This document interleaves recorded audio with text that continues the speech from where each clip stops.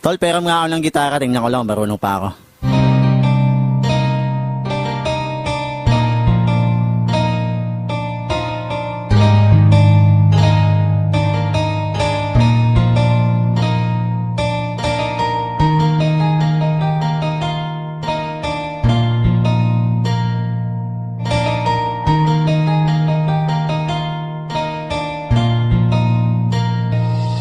Hindi ba simula sa pagkabata tayo'y madalas na naghahabulan, walang pakialam kahit na madulas ka.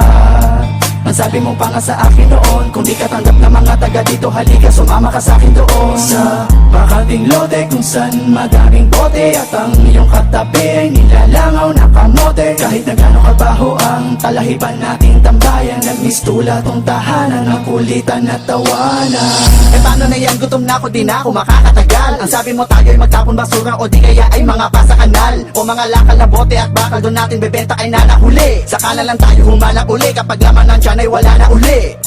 Sa bawat tambayan, iskinita man ang looban, ay di mawawala ang tawanan at kalokohan. Sa mga pagsubok ng buhay ko, di mo ako iniwanan. Okling, isa kang tunay na kaibigan. Inuman tayo! Sige, kaso wala kong pang-abono. Ang may aambag ko lang ay ang kanta kong wala sa tono. Silong tayo sa aking kubo kasi medyo umaambon. At pagsaluhan natin ang niluto kong pansit kanton. At sa katokwa, kasama ka lagi pag-istokwa. Lagi tayo talo pa natin yung may insomnia. Yung gitara, bukas mo na lang isole. Huwag mo lang ilalayo, baka makita ng may-ari. Kain na kain payat, tapos tulog ng tulog puyat. Hindi natin trip pa mag-aral, diba? Kaya tayo ay nagpatato sa balat. Standby! Bayosi-yosi, hindi ako sigurado kung bukas ay meron pa tayong mabobogchi. Kay Aling Shoni, igib tayo tatlong timba. Hindi ba wala naman tayong hiya? Doon na tayo maligo sa gitna ng daan at kung pormahan, sige sasabayan na kita. At ang suot nating damit at saka pantalon galing sa sampayan ng iba. At nung tayo'y magbinata, tila lalong lumala ang kasalanan, di na natin namalayan. Nakasanayan sa ating buhay, laging merong kaguluhan. Ang kulungan, nagmistula nating bahay bakasyonan. At paglaya natin, nagtatawanan pa nga tayo. Kasi mga kalbo tayo, para tayong albularyo. At natalo ako sa sugal, pwede pa utang naman, di ka nagdalawang isip at ako'y pinagbigyan. Andito na ang kaibigan ko. Andito na ang kaibigan ko. Andito na ang kaibigan ko. Handang sumaklolo.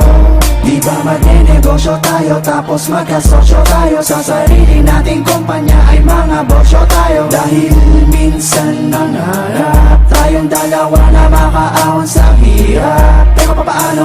Lumipas ang ilang buwang, hindi na tayo nagkita. Wala na akong balita sa'yo. Kumusta na, anong lagay, meron bang bago?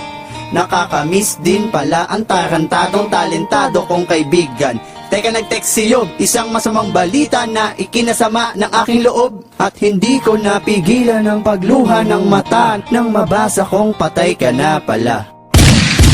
Mabilis sa mga kaganapan, di na namin naagapan. May mga usap-usapan na wala ka na. Tangina, hindi magandang biro yan. Sinong nanakit sa'yo, turo mo sa'kin sino dyan. Kung sino pa ang mabait na nilalang ay siya pa ang pinaslang. Dapat di na lang, ikaw iba na lang. Sa dami ng mga pinagsamahan natin ay paano ko tatanggapin? At tanda mo na iniwanan mo sa'kin ay mag-isa ko na lang lalanghapin.